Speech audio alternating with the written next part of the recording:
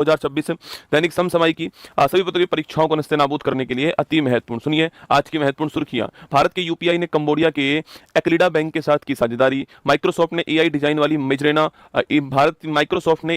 वाली मेजरोना 2 quantum chip की launch. Sweden के कर्टबर्ग फोर्स फाउंडेशन ने Andhra Pradesh community manage natural farming को फूड प्लेनेट प्राइज 2026 से किया सम्मानित। 5 देश बने यूएन सुरक्षा परिषद के गैर स्थायी सदस्य।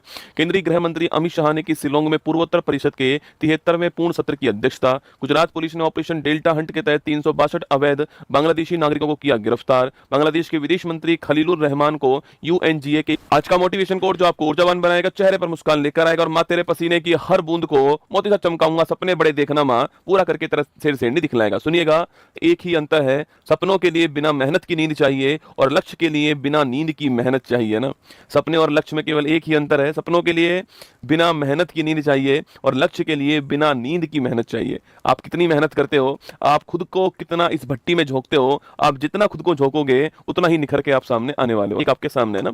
हाल ही में भारत के यूपीआई ने किस देश के एक्लिडा बैंक के साथ दोस्तों साझेदारी की है, ठीक है। देखिए दोस्तों, आपके भारत का कौन है, आपके तो भारत में आप सभी जानते हो, भारत के अंदर national payment corporation of India, ठीक है, national payment corporation of India NPCI, इसकी फुल फॉर्म क्या है, इसकी फुल फॉर्म है national payment corporation of India, ठीक है, ये इसकी फुल फॉर्म दोस्तों आपके। और इसी के द्वारा भारत में क्या स्टार्ट किया गया, यूपीआई जो है यूनिफाइड पेमेंट इंटरफेस। क्या है यूपीआई यूनिफाइड पेमेंट इंटरफेस। आप क्यूआर कोड स्कैन करते हो और आपके पेमेंट कर देते हो, यही दोस्तों यूपीआई है ना, यही यूपीआई है। आपने क्यूआर कोड स्कैन किया और पेमेंट कर दिया। पेमेंट करने के गेटवे अलग अलग आप यूज कर सकते हो, कोई फोन पे से कर रहा है, कोई पेटीएम कर रहा है, कोई गूगल पे कर रहा है, अलग अलग, कोई भीम ऐप से कर रहा है, वो अलग अलग बात होगी। पर यूपीआई को स्टार्ट करने वाला कौन है भारत में, national payment corporation of India, ठीक है दोस्तों। इसने किसके साथ एग्रीमेंट किया दोस्तों आपके, इसने एग्रीमेंट किया, नोट करना आपके, भारत ने एग्रीमेंट किया है कंबोडिया की दोस्तों कौन सी बैंक है, कंबोडिया की आपके जो एक्लिडा बैंक है आपके, इसके साथ, ठीक है। तो कंबोडिया की जो एक्लिडा बैंक है इसके साथ दोस्तों एग्रीमेंट किया है। और यहाँ पे जो क्यूआर कोड सिस्टम चलता है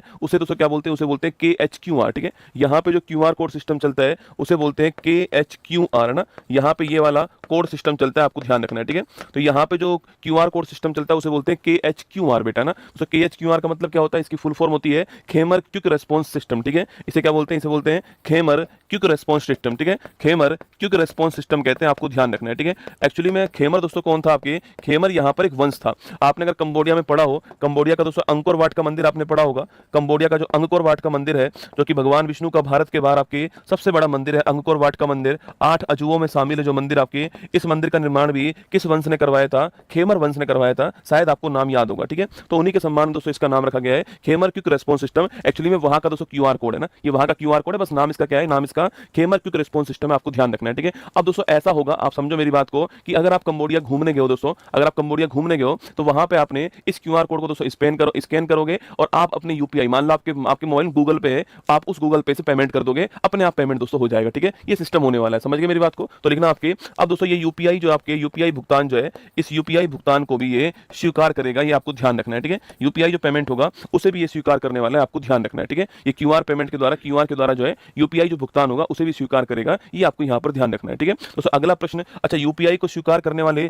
देशों की संख्या कितनी हो चुकी है आपके। अब यूपीआई को स्वीकार करने वाले देशों की जो कुल संख्या है वह हो चुकी है आपके 9। कितने हो चुके हैं, कुल 9 देश आपके यूपीआई स्वीकार करने वाले देश हो चुके हैं, आपको ध्यान रखना है, ठीक है दोस्तों। 9 देश की मैं बात करूं कौन कौन से आपके, सिंगापुर दोस्तों लिखना आपके, सिंगापुर है आपके, लिखना सिंगापुर दोस्तों हो गया। इसके अलावा नेपाल हो गया, इसके अलावा भूटान हो गया, लिखना आपके भूटान हो गया। इसके अलावा संयुक्त अरब अमीरात दोस्तों यूएई जो आपके, ये भी हो गया, लिखना फ्रांस है, फ्रांस है।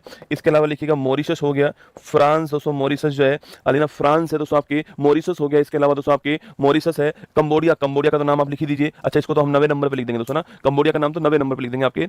तो 2 4 6 कतर हो गया दोस्तों आपके, कतर हो गया। श्रीलंका हो गया, लिखना श्रीलंका हो गया, और एक आपका कंबोडिया हो गया, ठीक है। तो कुल मिला के 9 देश जो है ये स्वीकार करने वाले देश हो चुके हैं यूपीआई को, ये आपको ध्यान रखना है, ठीक है।